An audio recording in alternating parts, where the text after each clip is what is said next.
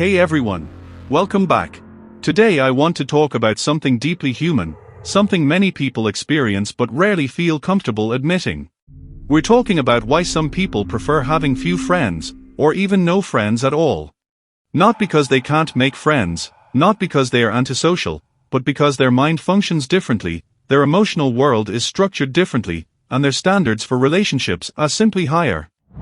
If you're someone who often feels out of place in social groups, if you get tired of small talk quickly, if you feel misunderstood or emotionally drained by certain interactions, stay with me.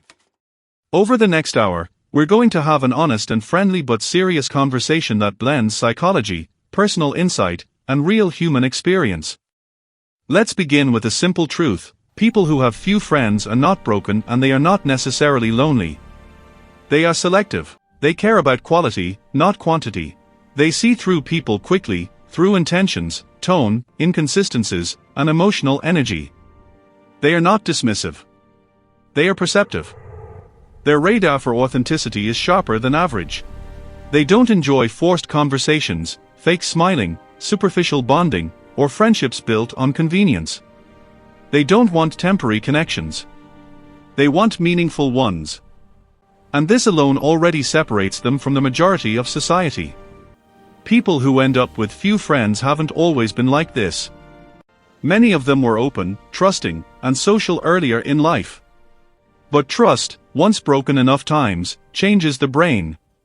When someone gets betrayed, used, or emotionally abandoned repeatedly, something called a trust threshold forms. This means they don't trust easily anymore. They observe first. They evaluate. They wait.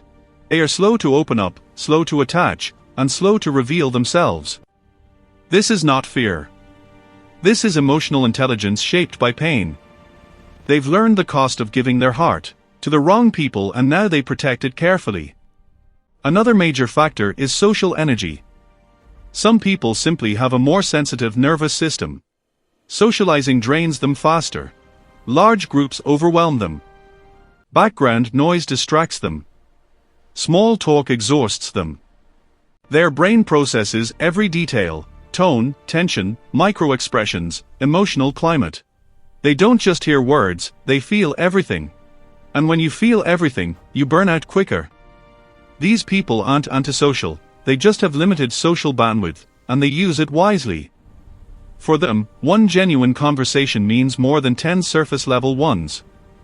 There is also independence. Some individuals do not build their identity around friendships. They don't need constant validation or attention. They enjoy their own company, their thoughts, their hobbies. They are self-sufficient. They don't chase relationships, they allow them. They don't force bonding. They let it happen naturally. Psychology calls this low social dependence and high internal richness. These people are not lonely. Their mind is an interesting place to be. Their alone time is not empty. It's productive, healing, and peaceful. Another core reason some people have few friends is that authenticity is non-negotiable for them. They want honesty, depth, clarity, and intention. They want someone who listens, not just talks. Someone who understands, not just reacts. Someone who values connection, not convenience. Authentic people feel different. Conversations with them feel safe and real. And because authenticity is rare, the number of people who truly connect with them is small. They don't hate people, they just can't pretend. They can't fake interest. They can't tolerate manipulation. They can't maintain connections that feel empty. And that honesty, although admirable, naturally limits their social circle. People who prefer few friends often have deeper intuition, stronger creativity, richer emotional depth, and a more reflective personality. They think before they speak. They analyze before they act. They notice details most people miss. They can sense when someone isn't being honest or when something feels off. Their mind works on a deeper psychological level. They often enjoy art, philosophy, psychology, patterns, meaning, and the why behind everything. Their inner world is so rich that they don't need constant external stimulation. Being alone doesn't scare them. It nourishes them. It's where they grow, heal, think, build, and imagine. If you're listening to this and thinking, "This feels like me," then let me tell you something important. You are not broken.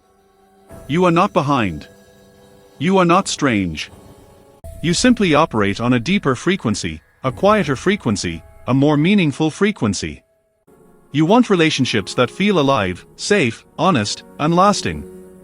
You want friends who can sit in silence with you and still feel connected, people with whom you don't need to perform. People who understand your energy. People who respect your boundaries. If you haven't found them yet, it doesn't mean something is wrong with you, it simply means you refuse to settle for the wrong ones. So if you have few friends, or none at all, it doesn't mean you're failing at life. It means you're protecting your energy, your boundaries, your peace, and your mental health. You're not avoiding people. You're avoiding negativity. You're not antisocial. You're anti-drama. You're not cold. You're careful. And you deserve relationships that feel genuine, not draining. Supportive, not stressful. Real, not temporary. The right people exist. You just haven't crossed paths yet. And when you do, you'll realize that having one real connection is worth more than 100 shallow ones. Thank you for spending this time with me. If this message made you feel understood or gave you clarity, stay connected. You are not alone in this journey. And I'll see you in the next video.